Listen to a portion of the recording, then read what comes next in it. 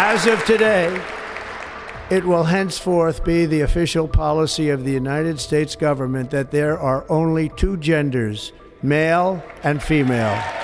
Everything woke turns to shit, okay? It's true. It's true. Look at what's happening. From calling people out for their so-called pronouns to putting people in their place for lame ideologies, here's a non-stop lineup of Trump completely destroying woke culture.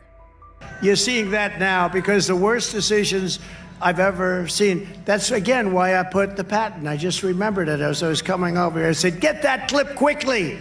The people of Alabama understand that clip. Do you think that...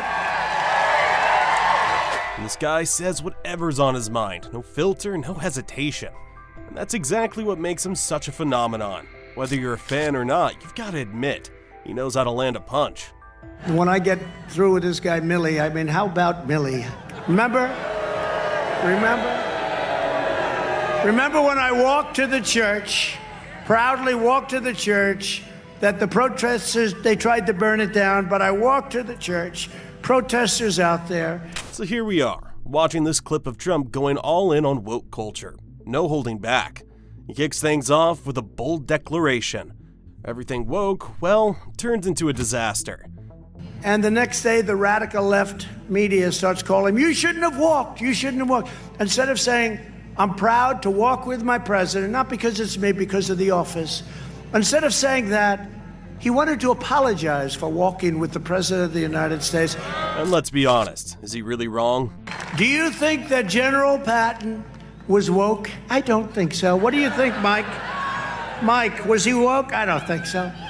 I don't think he was too woke. He was the exact opposite. You know what woke means? It means you're a loser. It's like he's voicing what many people are already thinking, but wouldn't dare say it out loud. Because let's face it, no one wants to risk getting canceled. We're living in a time where speaking your mind can practically turn you into public enemy number one, or at least a trending topic on Twitter. But I don't think that you're a friend to women.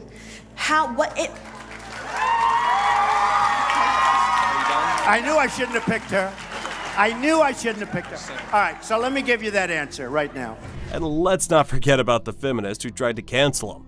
She comes at him with these accusations, probably expecting to catch him off guard. But Trump? I respect women incredibly. I have had women working for me in positions that they've never worked in terms of construction, in terms of so many different jobs. I had a woman who was in charge of the building of Trump Tower.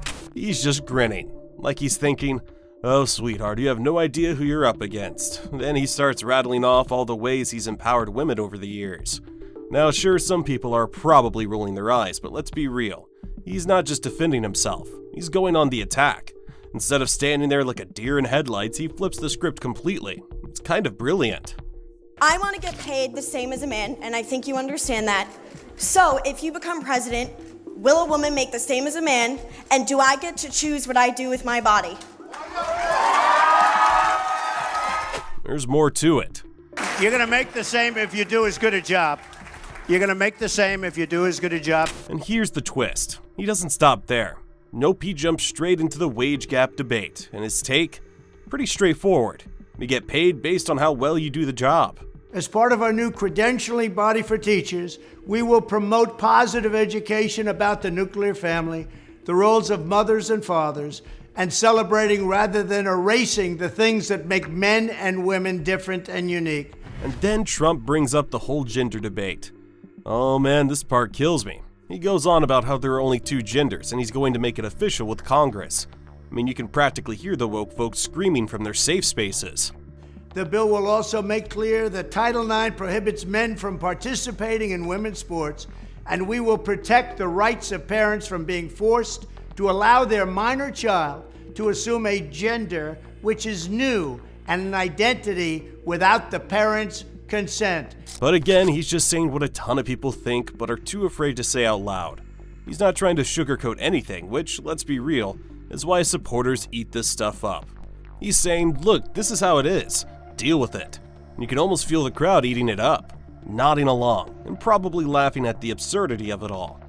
Joe Biden and the Democrats are even pushing policies that would destroy women's sports. A lot of new records are being broken in women's sports. Hate to say that, ladies, but... And then he starts on the topic of trans athletes in women's sports. Now this is where it gets really heated. You've got this visual of a woman who's trained her whole life, and then she gets completely smoked by a guy who decided he's a woman now. And I'll tell you what, if I were ever, I'd be the greatest women's basketball coach in history. Because I don't like LeBron James. I like Michael Jordan much better. But I'd go up to LeBron James. It doesn't matter. I'd say, LeBron, did you ever have any desire to be a woman? Because what I'd love you to do is star on my team that I'm building up. I will have the greatest team in history. They'll never lose. Nobody will come within 70 points of this team. Then he's talking about his fantasy basketball team with LeBron James as his star player. Come on, that's pure comedy gold. He's saying, hey LeBron, want to be on my team? Can you imagine the uproar if that actually happened? But it's funny because he's using humor to highlight how insane this whole thing is. And by the way, we should not allow men to play in women's sports.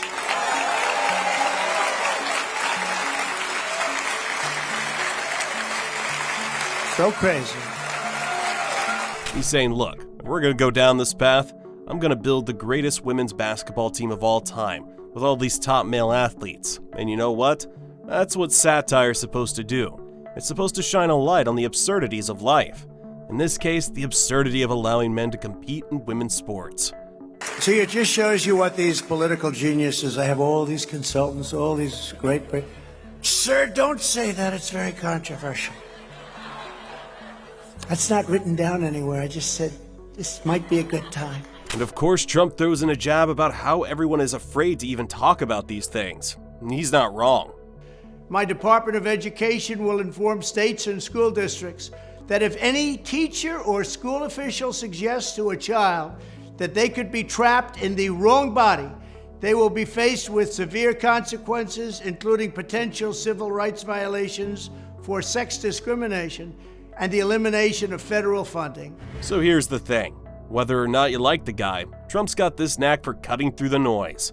No serious country should be telling its children that they were born with the wrong gender, a concept that was never heard of in all of human history. Nobody's ever heard of this, what's happening today. He's calling out what he sees as the insanity of woke culture. And he's doing it in a way that's both entertaining and, let's face it, pretty compelling. I will ask Congress to pass a bill establishing that the only genders recognized by the United States government are male and female, and they are assigned at birth. The man knows how to work a crowd, and honestly, I think that's what drives his critics crazy. So what are your thoughts on this? Let us know down in the comments section below.